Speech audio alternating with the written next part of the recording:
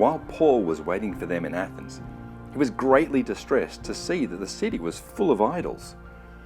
So he reasoned in the synagogue with both Jews and God-fearing Greeks, as well as in the marketplace day by day with those who happened to be there. A group of Epicurean and Stoic philosophers began to debate with him. Some of them asked, "What is this babbler trying to say?" Others remarked, "He seems to be advocating foreign gods." They said this because Paul was preaching the good news about Jesus and the resurrection. Then they took him and brought him to the meeting of the Areopagus, where they said to him, "May we know what this new teaching is that you are presenting? You are bringing some strange ideas to our ears, and we would like to know what they mean." All the Athenians and the foreigners who lived there spent their time doing nothing but talking about and listening to the latest ideas.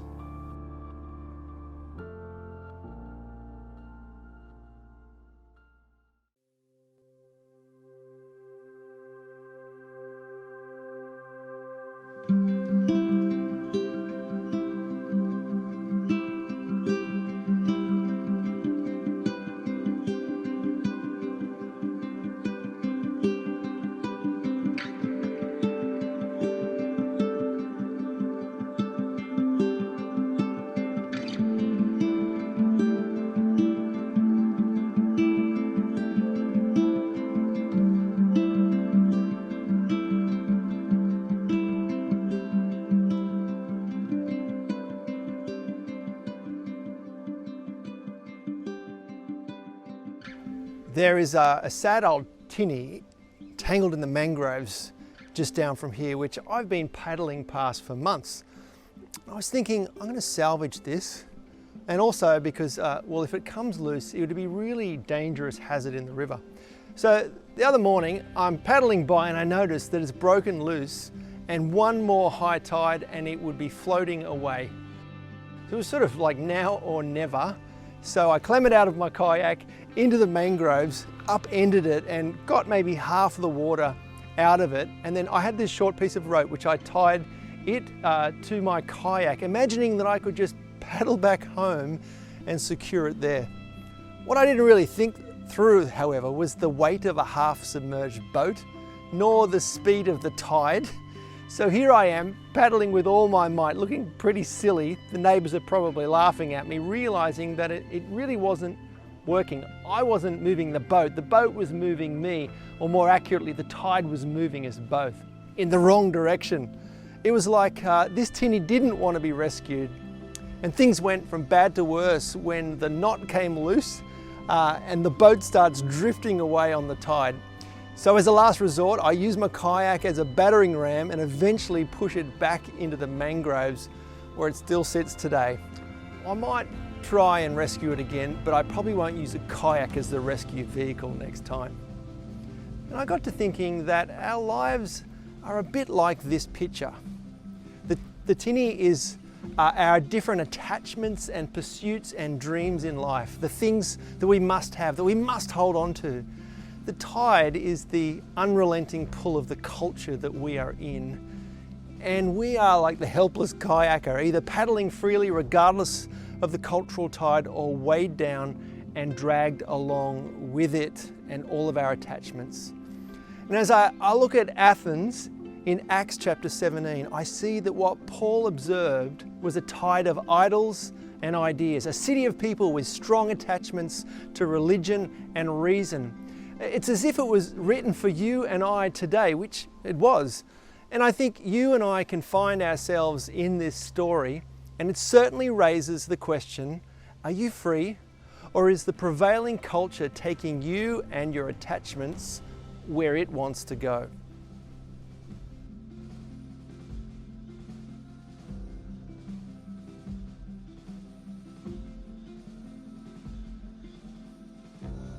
Late last year, Jody and I visited Athens together, and I got to stand in the very place where Paul spoke these words. And I'd have to say that Athens is well and truly past its glory days. It looked pretty tired and run down. And in AD 50, when this was written, it was also past its glory days by about 300 years. That said, Athens was still a great city to visit, as it was in Paul's time, when it was the center of worship and philosophy and education and art and technology and culture. But Paul is a tourist in an amazing city, just like we were. And I do hope that the traffic was better for him, because it's a nightmare these days.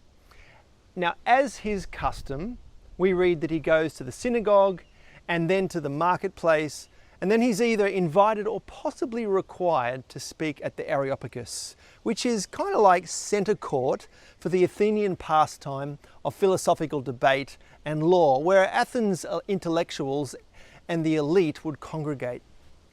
What did Paul find in Athens? Well, he found a fast-flowing tide of idols and ideas.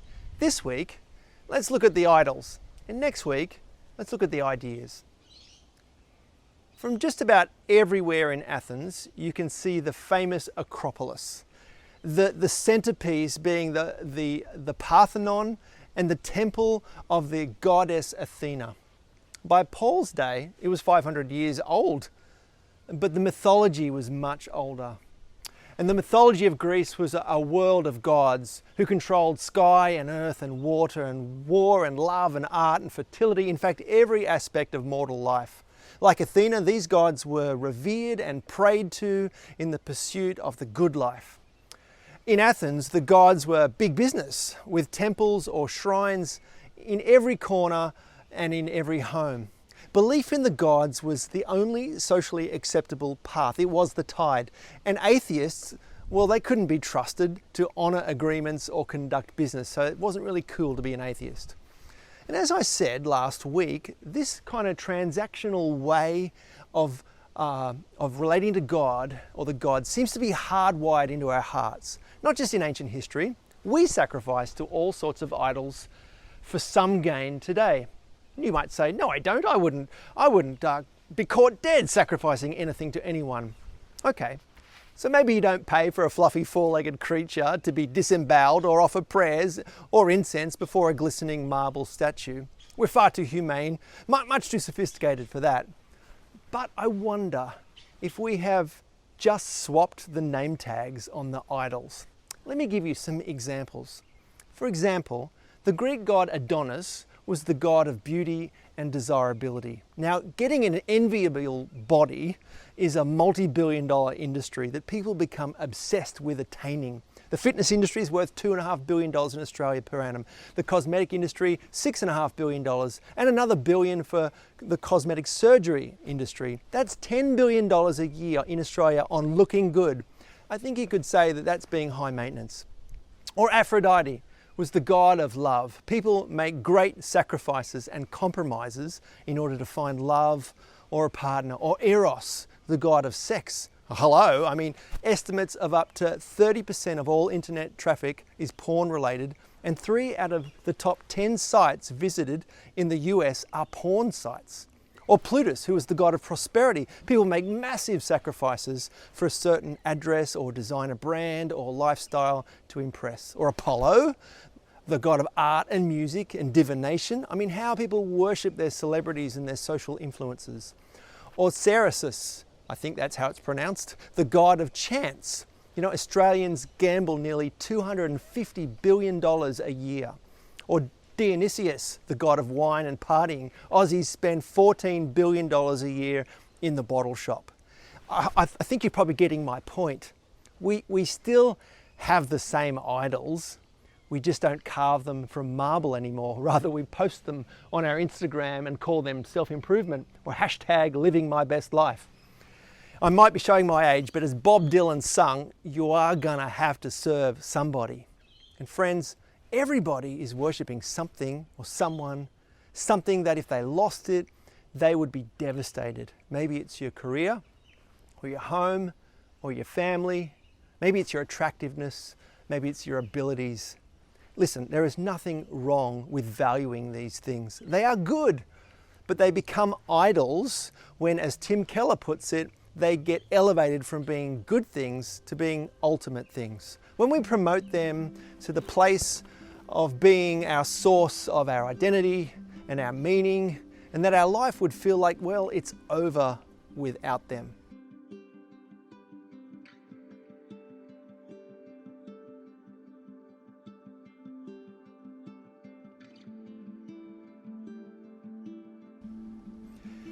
This is the tide of our world, friends.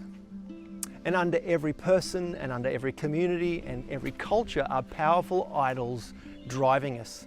The challenge for us all is, who will we serve today? Because you're already putting your faith in something or someone.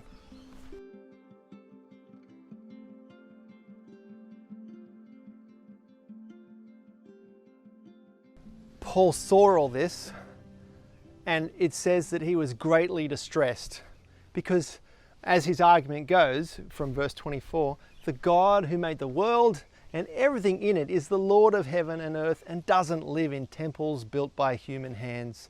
And he goes on in verse 29 to say, almost that you're missing the point. He says, and do not think that the divine being is like gold or silver or stone or an image made by human design and skill.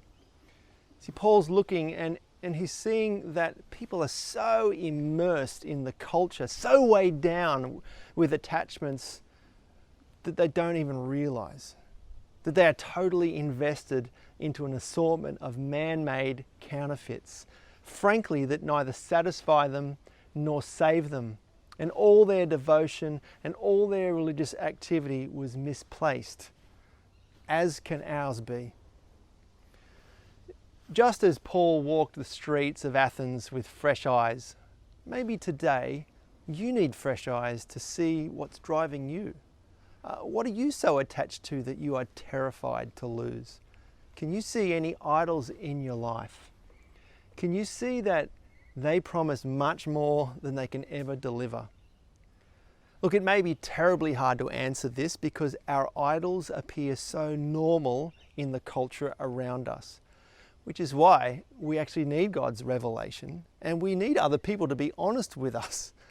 I mean, who can tell us that our workaholism or our fitness obsession or our drinking habits or whatever it is, whatever attachment is dragging us away from the life we most want? What if you could exchange all those idols, all those substitutes for real hope and real satisfaction? You know, when the rope came loose on the tinny, the fact is I was free to paddle. It was a mercy to lose the weight, to let it go. I didn't need it anyway. And I pray today that you may hold loosely to all the good things of your life and discover that your best life happens when we say yes to Jesus and give him our affection and our surrender.